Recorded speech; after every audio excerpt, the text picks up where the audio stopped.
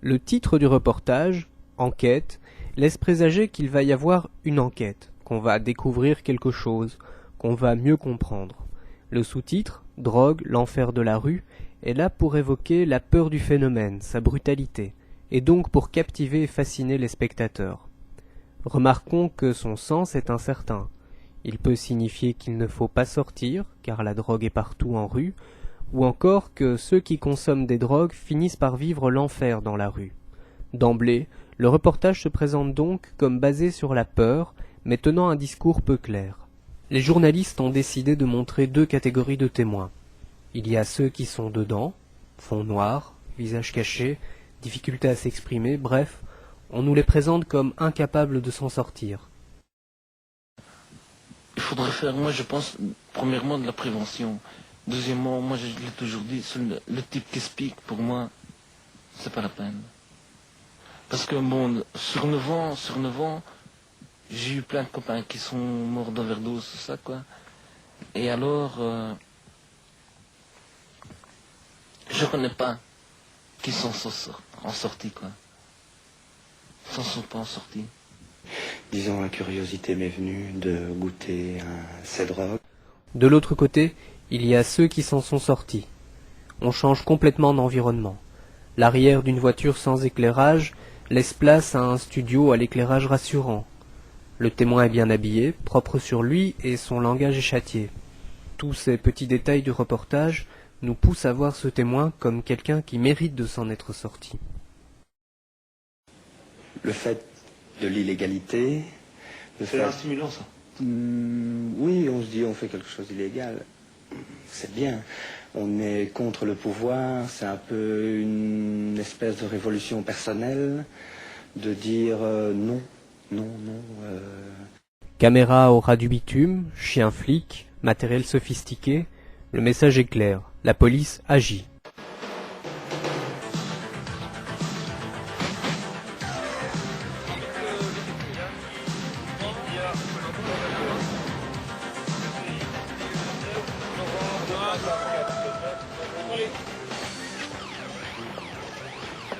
L'héroïne brune. Dans un morceau de cahier des colis. Voilà. Trouvé où? Dans le tunnel, ici. La barrette, c'est sûrement une barrette de hashish. C'est pas lui. Ça, c'est le type même de... Ça a été lancé tout de suite, quoi. Voilà, les barrettes d'hachis aussi, hein. Ici. Ah, tu prends les trois, Christian? J'en prends deux. Châtelet pour Châtelet 2 à 20. Châtelet 2 pour Châtelet 7, oui, fouille négative. Hein. Fouille négative sur les trois intéressés. Deux piqûres dans le bras des deux côtés. Et alors les deux autres loustiques, des calendriers avec les bords déchirés, hein, donc pour renforcer les joints, on va. Oui, ça oui.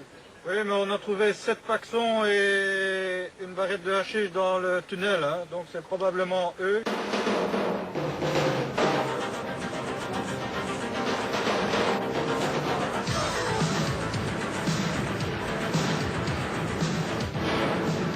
Prenez votre affaire. Si vous voulez bien sortir, s'il vous plaît. Oui, vous avez quelque chose sur vous? Oui, vous posez ça. Les gendarmes, cette nuit-là, n'ont rien trouvé, ou presque, une pipe à hashish, des amphétamines.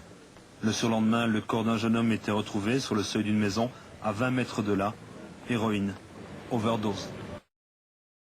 Caméra au ras du bitume, chien flic, matériel sophistiqué, le message est clair, la police agit. Est-ce que toute l'énergie déployée par la police pour lutter contre la drogue porte ses fruits?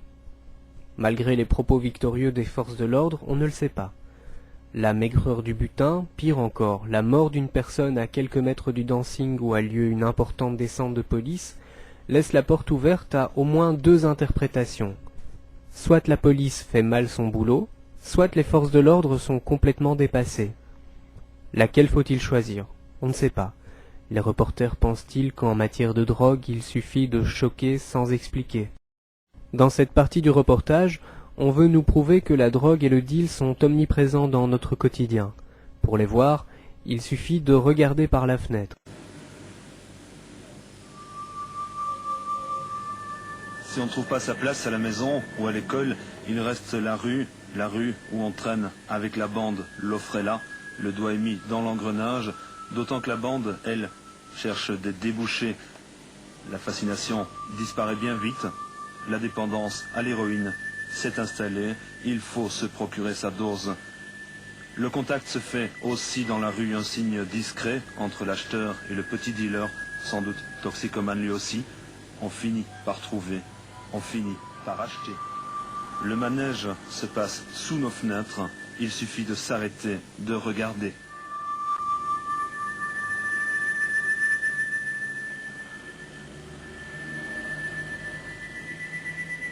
Le vendeur, souvent, n'est qu'un intermédiaire, il n'a pas l'héroïne sur lui, il cherche le contact, propose, se fait remettre l'argent et s'en va chez son grossiste, chercher la dose. Ce grossiste, le dealer, peut se faire des bénéfices colossaux, plusieurs centaines de milliers de francs par mois. La clientèle est fidèle, elle a besoin du produit, elle reviendra. Lorsque l'on enlève la musique angoissante et les masques de visage, que reste-t-il? Des gens qui se promènent dans la rue? Un ami qui donne de l'argent à un autre? Comment le reporter peut-il savoir qu'il s'agit de drogue? Et même si c'en est effectivement, il s'agit de gestes et d'attitudes extrêmement banales. Indiquer aux téléspectateurs crédules que chacune de ces postures indique un deal ou, à tout le moins, une consommation de drogue, revient à le rendre tout à fait paranoïaque. Dans la scène qui suit, les journalistes décident de prouver qu'il est vraiment facile de trouver un dealer. Pour cela, ils vont en Hollande. Les méthodes qu'ils utilisent sont l'infiltration avec caméra cachée et la filature. Dès lors, le téléspectateur peut se demander pourquoi les reporters réussissent là où la police échoue. De l'héros. Oui. Combien tu l'as fait? Combien tu l'as fait? Combien le gramme? Il y a de quoi l'été. Et t'en as pour longtemps? On va aller chercher. Tu as pour longtemps pour aller venir? C'est pour un quartier de 15 minutes. Ou alors, on t'accompagne, quoi, mais nous, on rentre pas dans la maison. Pour 500 chlorins, combien tu nous fais de grammes? Voilà. Combien le gramme? 500. 500 florales, tu peux le prendre 5 grammes. C'est bon, 5 grammes. 5 grammes? 5 grammes, oui. Non, ça fait à 100. Ça fait à 100. 100 florales. Combien? L'héros, oui. Hein? L'héros. Si on prend 10? Je donne avec 80. Le gars qu'on vient de voir là, il vend à 80. Oui. Là-bas là. Oui. Ouais. 80, il dit 80 si on prend 10 grammes. C'était pour 10 grammes. J'ai pas rêvé moi, hein. il a dit 80. Lui, il va, il la goûte. Oui, c'est comme ça, oui, il est beau. Comme ça, c'est pas bon, il fait bien. Et après, Et nous, on est moi, ici. et lui, il est ici. Et nous on attend ici. Ça va? Ça va? Ça va? Oui. À la prochaine. Oui, je connais la maison. Vous êtes toujours... Ah oui d'accord, ouais. Cette drogue, la voici. 2 grammes d'héroïne, 1 gramme de cocaïne. Prix d'achat à Rotterdam de 7 à 8 000 francs. La revente au détail en Belgique, 30 à 40 000 francs. Cette scène est fort longue, elle dure une dizaine de minutes. Mais finalement, qu'est-ce qu'on apprend? Qu'il est facile de trouver un dealer en Hollande, qu'on peut se faire de très jolis bénéfices en une seule après-midi. On pourrait presque croire dans une information économique pour investissement financier juteux. Mais soit. Une fois de plus, on assiste à une démonstration qui manque de commentaires. Doit-on comprendre que les sommes gagnées sont telles que même si la police fait des razzias tous les jours, il y aura toujours des volontaires enthousiastes pour dealer? Doit-on comprendre que la police hollandaise ne fait rien? En tout cas, elle n'aura pas le droit à la parole. Dans ce reportage, c'est la police qui est présentée comme s'occupant du phénomène drogue, de façon exclusive puisqu'aucun autre acteur n'est montré. Le public se trouve donc être impuissant et dans l'attente d'actions policières telles que décrites dans le reportage. Toutefois, l'émission nous démontre surtout que la police n'arrive pas à en finir avec ce problème, et ce, malgré la facilité avec laquelle on peut repérer les dealers. Le reporter présente la conclusion du magazine Enquête comme s'il avait tout compris. Une équation simple, chiffre à l'appui. On n'achète pas cher, on revend au prix fort. Le choc est brutal. On gagne facilement 30 000 francs en une après-midi. Mais que comprend le spectateur en fin de reportage? Vraiment rien d'intéressant. Le gain d'un petit dealer en fait. On en reste sur quelque chose de l'ordre du « c'est normal que les gens dealent quand on voit ce qu'ils gagnent ». Le fond de la question reste lui toujours incompréhensible.